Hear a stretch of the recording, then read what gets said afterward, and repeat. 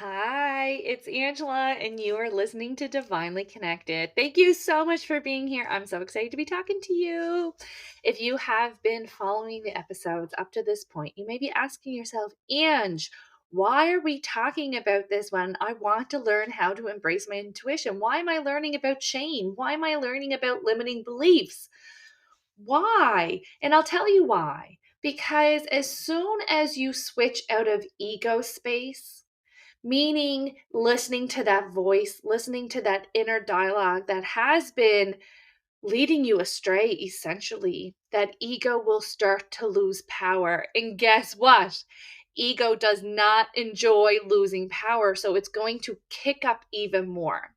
So you need to have these tools in your tool belt before you start your spiritual path, before you start to embrace your intuition, so that you don't lose steam or get discouraged right away. It's also important for you to understand that because you are a soul, you need to do soul work. There needs to be healing. It goes hand in hand. Okay.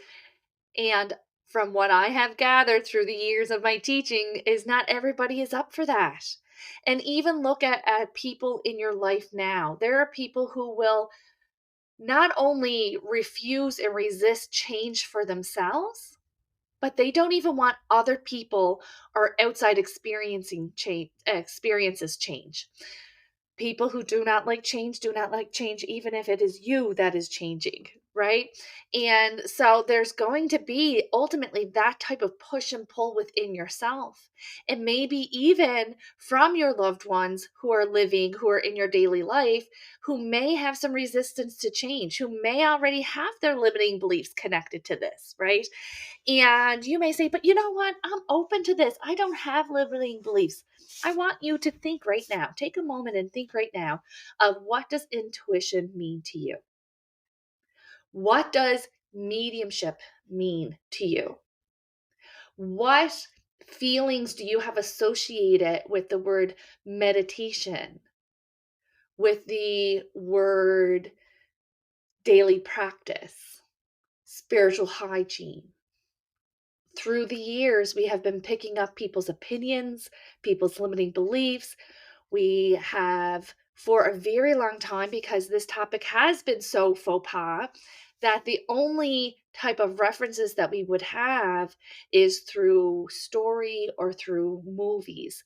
So for me, my belief that I've picked up along the way, and I could only think that it must have come from a movie that I watched when I was younger, in my developmental years, caused me to not understand my own intuition because my idea of how it works was not aligned with how it actually works. So there needs to be some self reflection that comes in. You need to see where your grand zero is. And as you dive down and as you really allow yourself to go deep into these topics, it's going to bring up feelings. It's going to engage the ego.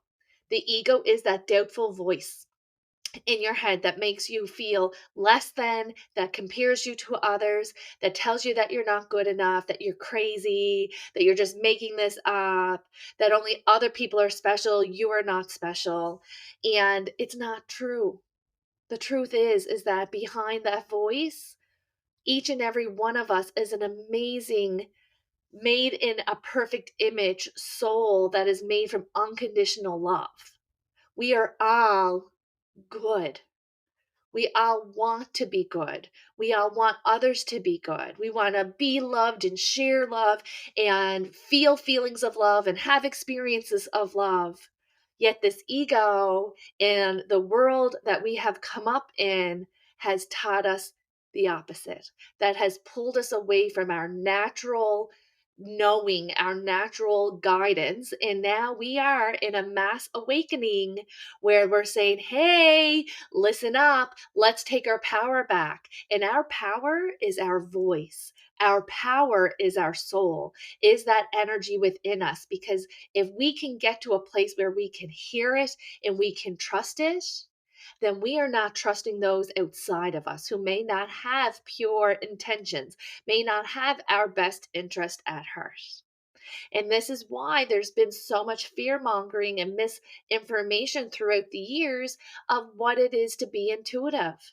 Being intuitive, in my own opinion, is having a GPS system built in our life path, is having a tour guide built into our lives saying, hey, we want to go over here. Oh, you know what? Let's not look over there. That doesn't feel like it's going to work out for us. Doesn't feel like that's someone who we can trust.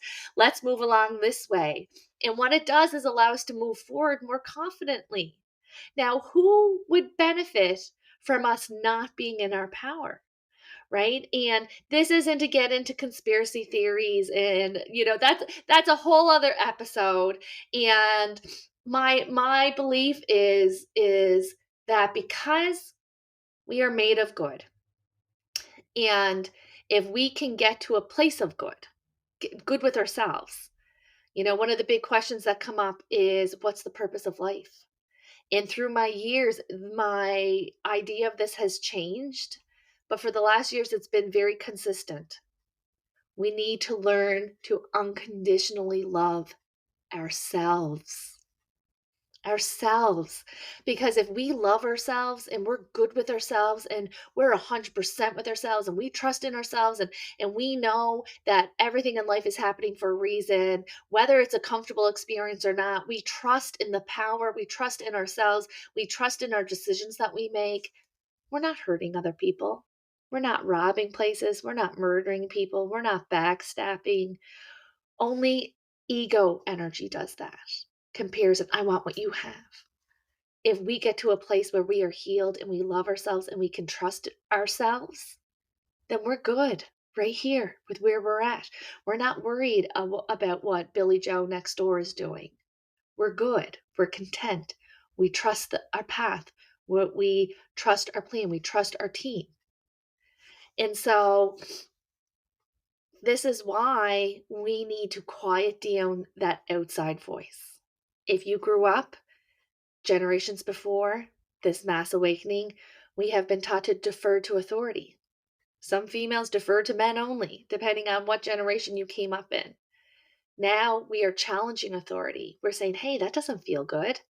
How many times in your life did you know that someone wasn't truthful, but you chose to believe the story they were telling you anyways? And how much heartache did that cost? So being able to get to a point where you can trust that GPS system within you, the red flags that you feel will decrease in uncomfortable experiences. It will decrease in mistakes that you have made or will make, because you'll feel more secure as you move forward. And even if it does lead you to a mistake, you know that you did everything right and that you were 100% with yourself. So this is why we need to challenge these beliefs, to dismantle this mindset around you before we get into how your intuition works, what to look for. Because as soon as you start leaning into this path, all that ego is kicking up. So we need to have these tools in your back pocket so that you're able to understand what is happening. I believe that dismantling the ego and challenging its beliefs is 99% awareness. Be aware of what's happening. When these feelings and these sentences come up, of course they are there. Doesn't mean they are true. We think thousands of thoughts a day and feel thousands of emotions a day, and it doesn't mean that they are all true. We can choose not to believe them. How amazing is that? So, as your shame stories kick up to hold you back and keep you little, as that ego kicks up to keep you in one place and to compare you to others and how they are special and you are not, remember, you are better, you are whole, you are loved, and those are lies that you do not need to believe. Like Maya Angelou said, you do the best that you can, and when you know better, you do better. As you learn and grow in this process, you're going to look back and be like, oh my gosh, that earlier version of myself, that is not who I am. And it's true. That's why you were searching. That's why you were looking for love in the wrong places, why you were trying to climb the ladder to prove to yourself that you matter to someone outside of yourself. when in truth, you always matter and you just needed to see that in yourself. Whether you have $1 million or you have $2, you are just as valuable in this life experience as any other being. And now we need to get to a place where we can heal those beliefs that tell us otherwise. Trusting that voice within you, helping you move forward. That is the plan. I hope that you stick around on my podcast, Divinely Connected with Angela McClellan, because I cannot wait to share more tips and tools to help you feel more aligned with your soul.